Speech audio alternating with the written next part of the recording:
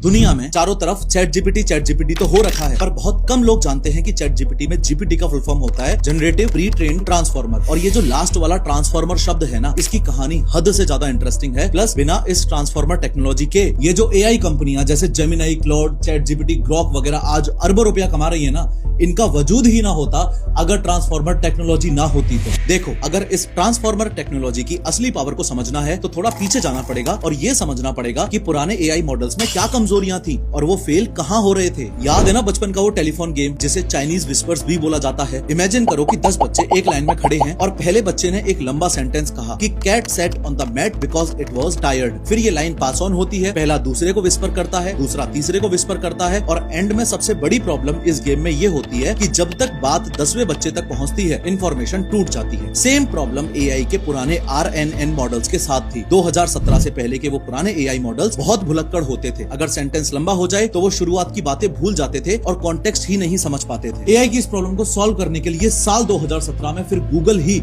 दुनिया के सामने एक मसीहा बन के आया। ट्रांसफॉर्मर्स को किसी एआई स्टार्टअप ने नहीं, बल्कि गूगल के रिसर्चर्स ने 2017 में एक पेपर लिखकर इंट्रोड्यूस किया था, जिसका टाइटल था attention is all you need. और यहीं से शुरुआत हुई ट्रांसफॉर्मर्स टेक्नोलॉजी की और एआई की दुनिया हमेशा के लिए बदल गई। ट्रांसफॉर्मर्स ही इन LLMs का ब्रेन है। ये सिर्फ डिक्शनरी मीनिंग्स नहीं देखता, बल्कि सेंटेंस में कौन सा वर्ड किसके बारे में बात कर रहा है उससे रिलेट करता है। जैसे अगर मैं बोलूं बैंक के पास नदी है, तो ये समझ जाएगा कि यहाँ बैंक का मतलब पैसा जमा करने वाली जगह नहीं, बल्कि नदी का किनारा है। ये कॉन्टेक्स्ट की समझ ही ट्रांसफॉर्मर को इतना स्मार्ट बनाती है।